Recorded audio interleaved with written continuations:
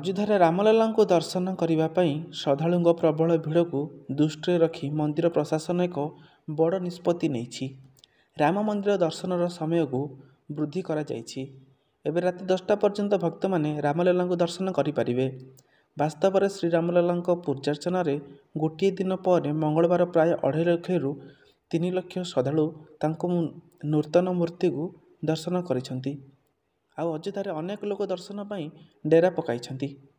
ଏତେ ସଂଖ୍ୟକ ଶ୍ରଦ୍ଧାଳୁଙ୍କ ସୁବିଧା ପାଇଁ ଏପରି ନିଷ୍ପତ୍ତି ନିଆଯାଇଛି। ଉତ୍ତରପ୍ରଦେଶ ମୁଖ୍ୟମନ୍ତ୍ରୀ ଯୋଗୀ ଆଦିତ୍ୟନାଥ ମଙ୍ଗଳବାର ଅଯୋଧ୍ୟା ଗସ୍ତ କରି ରାମ ମନ୍ଦିର ବ୍ୟବସ୍ଥାର ତଦାରଖ କରିଛନ୍ତି। ସିଏମ୍ ଯୋଗୀ ଅଯୋଧ୍ୟାରେ ପହଞ୍ଚି ଆକାଶମାର୍ଗରୁ ସର୍ଭେ କରିବା ସହ ବ୍ୟବସ୍ଥାର ସମୀକ୍ଷା କରିଛନ୍ତି।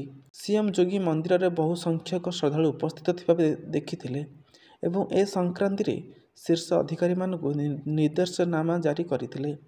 ଏହି ସମୟରେ ଯୋଗୀ ଦର୍ଶନ ବ୍ୟବସ୍ଥାର ମଧ୍ୟ ସମୀକ୍ଷା କରିଥିଲେ ଓ ଦର୍ଶନ ବ୍ୟବସ୍ଥାରେ ଉନ୍ନତି ଆଣିବାକୁ ନିର୍ଦ୍ଦେଶ ଦେଇଥିଲେ। ସେବେଠାରୁ ମନ୍ଦିର ଦର୍ଶନ ସମୟ ବୃଦ୍ଧି କରାଯାଇପାରେ ବୋଲି ଅନୁମାନ କରାଯାଉଥିଲା।